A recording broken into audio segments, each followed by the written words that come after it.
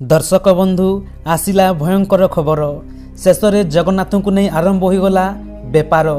हाँ दर्शक बंधु जगन्नाथ को नहीं सबुआड़े बेपार जोरसोर रे आरंभ हो जाइछि।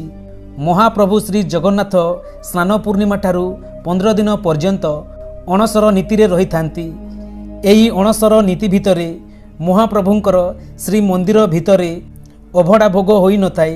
तेणु करी महाप्रभुंकर अभड़ा पाइबा पई दर्शन पाइबा पई अलारनाथ को दर्शन करिथांती एवं सही ठारे महाप्रसाद पाइथांती।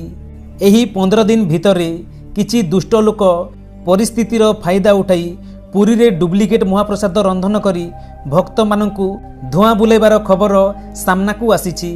दर्शक बंधु भक्त मानकु महाप्रभुंकर अभड़ा डुप्लिकेट महाप्रसाद प्रस्तुत करी लोक मानकु भ्रमित करी से मानकु जगन्नाथ महाप्रसाद कही देउथिबार नजर को आसीछि।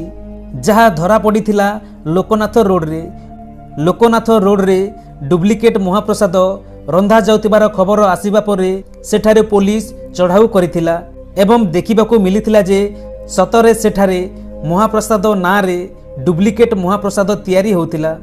अभड़ा डाली बेसर महुर खटा श्रीमंदिर रे जेउ भली भाबे प्रस्तुत होइथाय अभड़ा ठीक सही प्रकार सहीटारे हेउथिला एवं एमिति प्रस्तुत करा जाइथिला जहा फल रे भक्त माने भाबिबे नाई एहा प्रकृत रे श्री मंदिरर ही अभड़ा। एही भली भाबे लोक मानकु भ्रमित करा जाउथिला डुप्लिकेट महाप्रसाद तैयारी हेउथिला। जगन्नाथ संस्कृति सहित खेल चलीछि। महाप्रभुंकु बिकिबाकू चेष्टा करागला। महाप्रभुंकर महाप्रसाद ही महाप्रभु जगन्नाथ महालक्ष्मी। तेणु तांकु मध्य नहीं वर्तमान पुरी रे खेल हैला। किछि दुष्ट व्यक्ति एही भली घटना घटाइछंती जाहाकू वर्तमान समस्ते निंदा करुछंती। पुरी रे एही घटना वर्तमान चर्चार विषय पलटिछि। भक्त मानकु वर्तमान सचेतन करि दिया जाउछि जे बाहर आपण माने जो महाप्रसाद पाइबे ताहाकू महाप्रसाद बोली केबे हेले कहिबे नाही। महाप्रसाद केवल श्रीमंदिर ही बाहरी थाए। बाहरे कौनसी जगार महाप्रसाद प्रस्तुत हुए नहीं।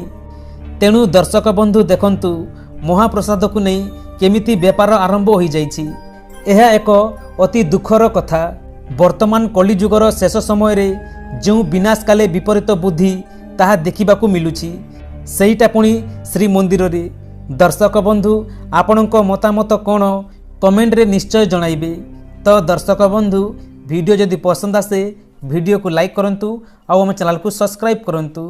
जय जगन्नाथ।